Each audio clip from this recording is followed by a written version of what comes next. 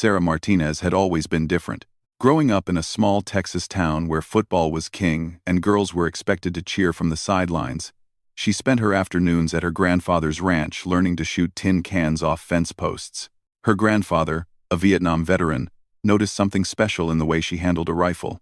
While other kids her age were playing video games, Sarah was perfecting her breathing techniques and learning about wind calculations. The decision to join the Marines came after her high school graduation. Her parents thought she was crazy. Her mother cried for weeks, begging her to consider college instead. Her father, though worried, secretly admired her determination. Sarah had always been stubborn, but this felt different. She had a fire in her eyes that told everyone this wasn't just a phase or rebellion. Boot camp at Paris Island was everything she expected and worse.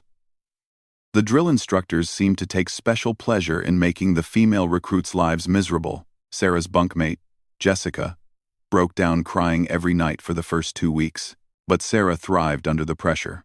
While others struggled with the physical demands, she found herself getting stronger. The long runs that left others gasping became her meditation time. The obstacle courses that seemed impossible to others became puzzles she enjoyed solving. What really set Sarah apart was her performance on the rifle range. During the initial marksmanship training, she consistently outshot recruits who had grown up hunting. Her drill instructor, Sergeant Morrison, was a 20-year veteran who had seen thousands of recruits pass through. He noticed Sarah's natural ability immediately but kept his observations to himself. In the Marines, you didn't get special treatment for being talented. You earned respect through consistent performance. The other recruits began to notice Sarah's skills during the 3rd week of training. While most struggled to hit targets at 200 yards, Sarah was placing tight groups at 500 yards with iron sights. The male recruits, who had initially dismissed her as just another female trying to prove herself, started paying attention. Some began asking for tips. Others, feeling threatened, began spreading rumors that she had prior military training or was getting special help from the instructors.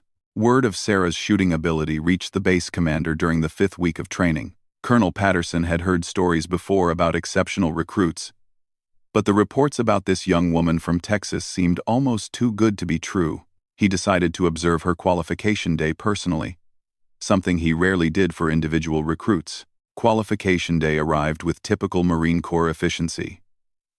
The recruits lined up at the firing line in alphabetical order, which placed Sarah Martinez somewhere in the middle. She watched as recruit after recruit took their positions, fired their rounds, and either celebrated or hung their heads based on their scores. When her turn came, she felt the weight of dozens of eyes on her, including those of several officers who had positioned themselves behind the firing line. The qualification course consisted of shooting from different positions at various distances, standing unsupported at 200 yards, sitting at 300 yards, prone at 500 yards. Sarah had practiced this sequence hundreds of times, but never with so many people watching. She took her position, controlled her breathing, and began the course that would define her reputation in the Marines. The first shot rang out, followed by the distinctive sound of the target mechanism signaling a hit. Then another, and another. As Sarah progressed through the course, a strange quiet fell over the range. Even the drill instructors stopped their usual commentary. The only sounds were the crack of Sarah's rifle and the mechanical responses of the targets. When the final shot was fired and the targets were scored, the range officer had to double-check the numbers. Sarah had achieved a perfect score, something that happened perhaps once or twice a year, among the thousands of recruits who qualified. But more impressive than the score was the tight grouping of her shots. At 500 yards, all 10 rounds could be covered by a silver dollar. Colonel Patterson approached Sarah as she was cleaning her rifle. The conversation was brief and professional, but the colonel's questions revealed his interest. Had she competed in shooting sports? Had she received professional training? Sarah answered honestly about her grandfather's informal instruction and her own practice. But the colonel seemed skeptical that such natural ability could exist without formal training. The news of Sarah's performance spread through the base like wildfire. By evening chow, recruits from other platoons were talking about the Texas girl who shot like Annie Oakley. The drill instructors, normally quick to shut down any gossip, seemed to encourage the stories. They had witnessed something special and knew it would become part of base legend. Sarah's remaining weeks at Paris Island passed in a blur of training exercises and evaluations. Her reputation preceded her into every activity. During combat simulations, other recruits naturally looked to her for leadership, despite her lack of rank. In field exercises, she consistently demonstrated not just marksmanship, but tactical awareness that impressed even veteran instructors. The graduation ceremony was a proud moment for Sarah's family, who had traveled from Texas to witness their daughter become a Marine. Her grandfather, now in his 70s, and walking with a cane, saluted her as she passed in formation. The gesture brought tears to Sarah's eyes, but she maintained her military bearing until the ceremony concluded. After graduation, most of Sarah's fellow Marines received orders for various military occupational specialties. Some went to infantry training, others to logistics or communications schools. Sarah received orders that surprised everyone. She was being sent directly to advanced marksmanship training at Quantico, Virginia. This was unusual for a new Marine and indicated that someone high in the command structure had taken notice of her abilities. The drive from Paris Island to Quantico gave Sarah time to think about how dramatically her life had changed. 6 months ago, she was a small-town girl with big dreams. Now she was a United States Marine heading to one of the most prestigious military facilities in the country. The weight of expectations was beginning to settle on her shoulders. But instead of feeling pressure, she felt excitement about the challenges ahead. Quantico would prove to be everything Paris Island wasn't. Where boot camp had been about breaking down civilians and building Marines, advanced training was about taking Marines and turning them into specialists. The other students in Sarah's marksmanship course were experienced Marines, some with multiple deployments. They had been selected for the program based on exceptional performance in their units, and they arrived with confidence born of combat experience. Sarah's arrival at the advanced marksmanship course created immediate tension. She was not only the youngest Marine in the program but also the least experienced. Several of the male Marines made no effort to hide their resentment at what they saw as preferential treatment. They believed she had been selected because the Corps needed female success stories, not because of genuine ability. The advanced marksmanship course at Quantico was unlike anything Sarah had experienced. The instructors were scout snipers and designated marksmen who had honed their skills in places like Iraq and Afghanistan. These weren't drill instructors focused on discipline and military bearing. These were combat veterans whose job was to teach the art of precision shooting under the worst possible conditions. Staff Sergeant Rodriguez, the lead instructor, gathered the 12 Marines on the first day in a classroom filled with ballistics, charts, and photos of various weapon systems. He explained that this wasn't basic marksmanship. They would be learning to make shots that could save lives or complete missions. The margin for error was 0, and not everyone would make it through the course. Sarah noticed immediately that she was the only woman in the group. The other 11 Marines ranged in age from their early 20s to mid-30s, all with combat experience. They had names like Gunny Thompson, who had served 3 tours in Afghanistan, and Corporal Diesel Williams, who had earned his nickname by carrying a wounded teammate 3 miles through hostile territory in Iraq. During the first week's introduction exercises, the tension became obvious. When Sarah outperformed several of the veterans during the initial assessment, the whispered comments began. Some questioned whether her scores at Paris Island had been inflated. Others suggested she might not perform under real pressure. The most vocal critic was Sergeant Jake Morrison, a Marine from North Carolina who had grown up hunting and considered himself one of the best shots in his unit. Morrison had a particular problem with what he saw as Sarah's unearned presence in the course. During breaks, he would make comments about diversity quotas and special treatment just loud enough for her to hear. His friends, Corporals Davis and Chen, usually laughed along, though Chen seemed less comfortable with the harassment than Davis. The real test of Sarah's abilities came during the second week when the course moved to field exercises. The Marines were taken to a remote range where they would practice shooting under various conditions. Wind, rain, heat, cold, and different elevations would all factor into their training. This was where theoretical knowledge met practical application, and where many promising marksmen discovered their limitations.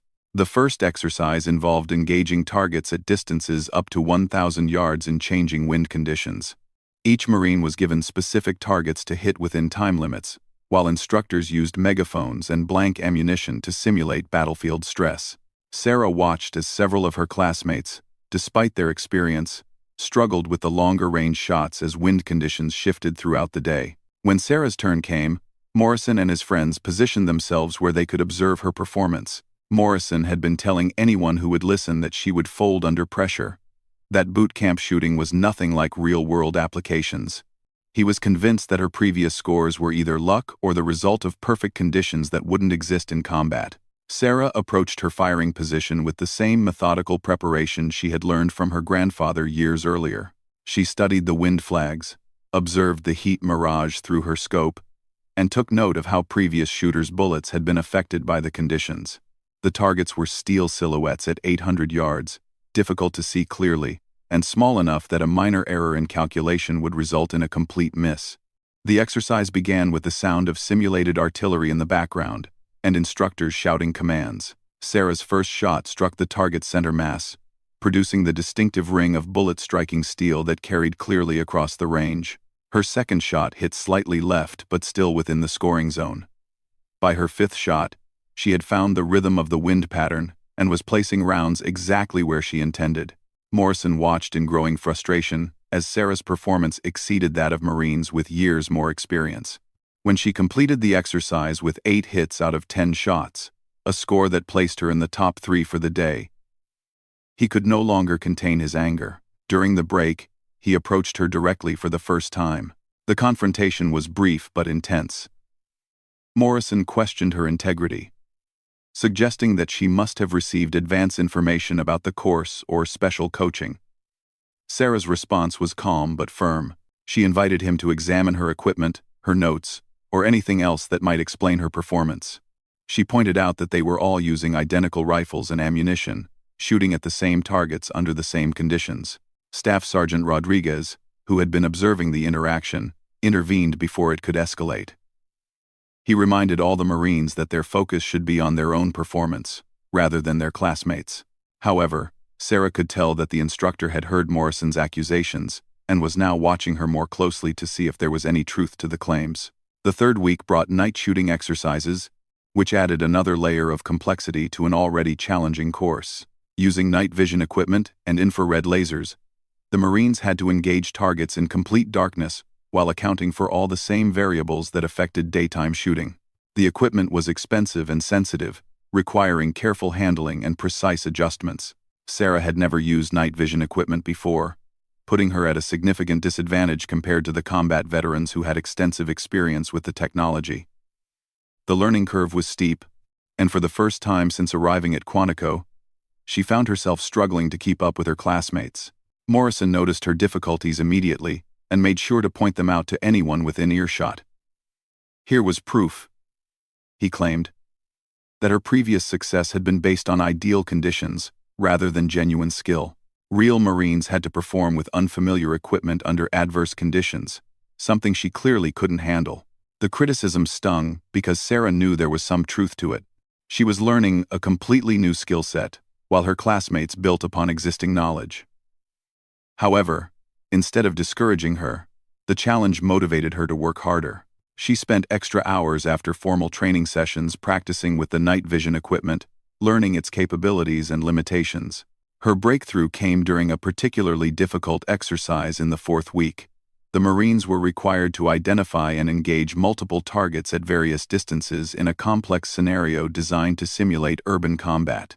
The exercise took place in a mock village constructed for training purposes, complete with buildings, vehicles, and civilian target silhouettes mixed among legitimate military targets.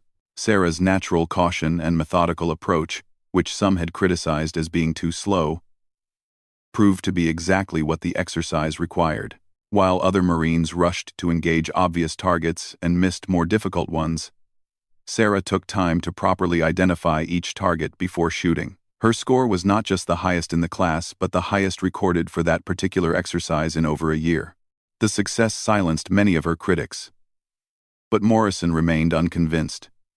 He began planning what he considered the ultimate test of Sarah's abilities. If she was truly as skilled as her scores indicated, she should be able to prove it under conditions that couldn't be manipulated or influenced by favorable circumstances. Morrison's opportunity came during the 5th week, when Staff Sergeant Rodriguez announced that the Marines would be participating in a special exercise. A group of Marine veteran instructors from the Scout Sniper School would be visiting to observe the advanced marksmanship students and provide additional training. These were some of the most skilled marksmen in the entire Marine Corps. Men who had proven themselves in combat and earned reputations as among the finest shooters in the military. The visiting instructors planned to conduct a demonstration showing advanced shooting techniques, followed by a question-and-answer session about combat applications of marksmanship skills.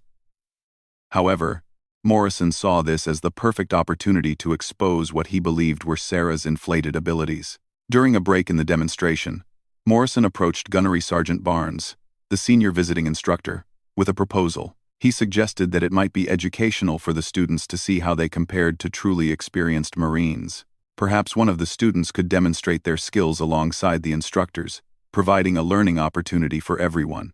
Barnes, intrigued by the suggestion, agreed that such a demonstration might be valuable.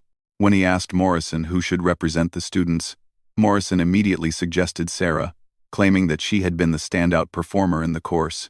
His tone and manner made it clear that he expected her to fail spectacularly when faced with truly challenging conditions. Staff Sergeant Rodriguez was initially reluctant to put one of his students in such a potentially embarrassing situation. But Sarah volunteered immediately when the opportunity was presented. She understood exactly what Morrison was trying to accomplish, but she also saw it as a chance to prove herself definitively. The challenge was set for the following day. Sarah would compete alongside the visiting instructors in a complex shooting scenario that would test every skill they had been learning. The stakes couldn't have been higher, and word of the upcoming demonstration spread throughout the base. What had started as Morrison's attempt to humiliate Sarah had evolved into something much larger. The morning of the demonstration arrived with an unusual buzz of activity around the Quantico training facility. Word had spread beyond the advanced marksmanship course, and Marines from other units had found reasons to be in the area.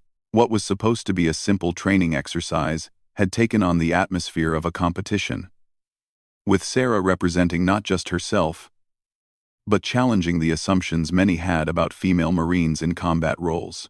Gunnery Sergeant Barnes and his team of instructor scouts had designed a shooting scenario that would push even experienced marksmen to their limits. The course involved multiple firing positions, targets at various distances from 300 to 1,200 yards, and time constraints that would force rapid decision-making under pressure. Environmental factors included shifting winds, elevated positions, and target movement patterns that mimicked real combat conditions. Sarah arrived at the range early, hoping to study the course layout and mentally prepare for what lay ahead. She found Morrison and several other Marines already there, discussing the upcoming demonstration with barely concealed anticipation. Morrison's confidence was obvious. He clearly expected Sarah to fail in spectacular fashion, finally proving his point about her undeserved reputation. Staff Sergeant Rodriguez pulled Sarah aside for a private conversation before the demonstration began. He explained that she had nothing to prove to anyone and could withdraw from the challenge without any negative consequences. The visiting instructors were among the most skilled shooters in the Marine Corps, with years of combat experience and advanced training that went far beyond what she had received. Sarah appreciated her instructor's concern but declined his offer. She had worked too hard and come too far to back down from a challenge, especially one designed to humiliate her. Besides, she had learned long ago that the only way to silence doubters was through performance, not words or explanations. The demonstration began with Barnes explaining the scenario to the gathered Marines. The course represented a realistic combat situation where a marksman would need to engage multiple targets quickly and accurately while moving between positions. Points would be awarded based on accuracy, speed, and tactical decision-making. Penalties would be assessed for safety violations, missed targets, or engaging non-combatant silhouettes mixed throughout the course. The first shooter was Master Sergeant Collins, a veteran of multiple deployments who held several Marine Corps marksmanship records. His performance was flawless, demonstrating the kind of precision and speed that came from years of combat experience. He moved through the course with practiced efficiency, engaging targets in optimal sequence, and achieving hits that drew admiring comments from the watching Marines. The second instructor, Staff Sergeant Williams, approached the course differently, emphasizing rapid target acquisition over perfect precision. His strategy proved equally effective, with slightly lower accuracy scores offset by significantly faster completion times. The two different approaches provided excellent examples of how skilled marksmen adapted their techniques to specific situations. When Sarah's turn came, the range fell unusually quiet. She could feel the weight of every watching eye as she took her position at the starting line. Morrison and his supporters had positioned themselves where they could observe every aspect of her performance, ready to catalog any mistakes or failures. Sarah began her approach to the course with the same methodical preparation that had characterized all her shooting. She studied wind flags, estimated distances, and planned her route through the various firing positions. Some observers interpreted her deliberate pace as hesitation or nervousness, but those who understood marksmanship recognized it as proper preparation. The first target appeared at 400 yards as Sarah reached her initial firing position. She settled into a prone position, found her sight picture, and squeezed the trigger with the smooth motion her grandfather had taught her years earlier. The target dropped immediately, indicating a successful hit. A murmur of approval rippled through the watching Marines. Moving to the second position required a 100-yard sprint while carrying her rifle and equipment. Sarah had trained extensively for such movements, but the pressure of performance and the weight of expectations made the run feel longer than usual. She arrived at the second firing point, slightly winded, but quickly settled into position for the next engagement. The second target was positioned at 600 yards, with a crosswind that had been shifting throughout the morning. Sarah observed the wind flags, estimated the necessary hold-off, and fired. The target remained standing, indicating a miss. She quickly adjusted her aim point and fired again, dropping the target with her second shot. Morrison smiled at the miss, his first confirmation that Sarah was not infallible. However, his satisfaction was tempered by her quick recovery and successful follow-up shot. Even experienced marksmen occasionally missed under pressure, and her ability to correct and re-engage demonstrated skill rather than weakness. The third stage presented the most challenging aspect of the course. Multiple targets at varying distances that required rapid engagement while maintaining accuracy. Sarah would need to identify which targets were legitimate military objectives and which were non-combatant silhouettes, all while working against a strict time limit. Sarah reached the final firing position with time pressure mounting. 5 targets were visible at distances ranging from 800 to 1,200 yards. But only 3 were designated as legitimate objectives. She had less than 3 minutes to identify the correct targets and engage them successfully. Using her scope, Sarah carefully studied each target silhouette. The 2 non-combatant targets were mixed among the military objectives in a pattern designed to test decision-making under stress. Making the wrong choice would result in significant penalty points that could ruin her overall score. Having identified the 3 legitimate targets, Sarah planned her engagement sequence. The farthest target at 1,200 yards would require the most precise calculations, while the closer targets offered larger margin for error. She decided to engage them in order of increasing difficulty, building confidence with successful hits before attempting the longest shot. Her first shot dropped the 800-yard target cleanly. The second target at 900 yards fell with her next round. The watching Marines had grown completely quiet, focused entirely on Sarah's performance. Even Morrison found himself holding his breath as she prepared for the final, most difficult shot. The 1,200-yard target represented the extreme range of the rifle system she was using. At that distance, bullet drop and wind drift became major factors, and even small errors in calculation would result in complete misses. Many experienced marksmen struggled with such shots under ideal conditions, let alone during a timed exercise with dozens of observers. Sarah took extra time to study the wind conditions and calculate her hold-off points. She could feel the seconds ticking away, but knew that rushing the shot would guarantee failure. Her grandfather had always told her that patience was a marksman's greatest asset. and she forced herself to wait until conditions were optimal. The final shot seemed to hang in the air longer than the others, giving everyone time to wonder if it would find its mark. The distant ring of bullets striking steel came back across the range like a bell, confirming another successful hit. Sarah had completed the course with only one miss, a performance that matched or exceeded those of the experienced instructors. The immediate aftermath was awkward silence. Many of the watching Marines had expected to witness Sarah's humiliation, not a demonstration of exceptional skill that rivaled the best marksman in the Corps. Morrison stood frozen, unable to process what he had just witnessed. Gunnery Sergeant Barnes approached Sarah as she cleared her rifle and prepared to leave the firing line. His evaluation was brief but meaningful. Her performance demonstrated exactly the kind of skill and composure the Marine Corps needed in its marksmen. He suggested that she consider applying for Scout Sniper training, the elite program that produced the Corps' most skilled precision shooters. The walk back to the classroom was surreal for Sarah. Marines who had previously ignored or dismissed her now approached with congratulations and questions about her techniques. The dynamic within her training class had shifted permanently, with even former critics acknowledging her legitimate place among the Corps' best marksmen. Morrison's reaction was perhaps the most significant. Rather than continuing his campaign of doubt and criticism, he approached Sarah privately to offer his respect. He admitted that his behavior had been driven by his own insecurities about changing military demographics, rather than any real assessment of her abilities.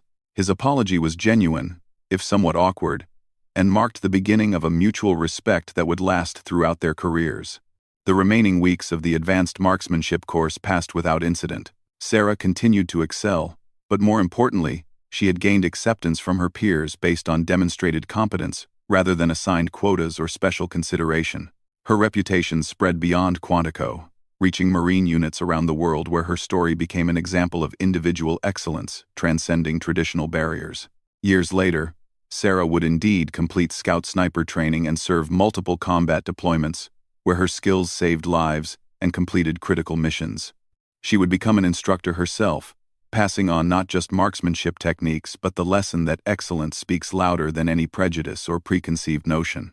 Morrison also continued his Marine career, eventually becoming a senior instructor who took particular pride in mentoring female Marines entering traditionally male-dominated fields. His experience with Sarah had taught him that assumptions based on demographics, rather than individual ability, were not just unfair, but counterproductive to military effectiveness. The demonstration at Quantico became part of Marine Corps lore, retold in training facilities around the world, as an example of how individual determination and skill could overcome institutional skepticism. For Sarah, it represented not an ending but a beginning, the moment when she proved to herself and others that her dreams of military excellence were not just possible, but inevitable. The 5 targets that fell under Sarah's precise fire that day represented more than successful marksmanship. They symbolized the destruction of barriers that had limited opportunities for capable individuals regardless of their background. Her performance proved that excellence in military service, like marksmanship itself, was ultimately about preparation, dedication, and the courage to perform when it mattered most.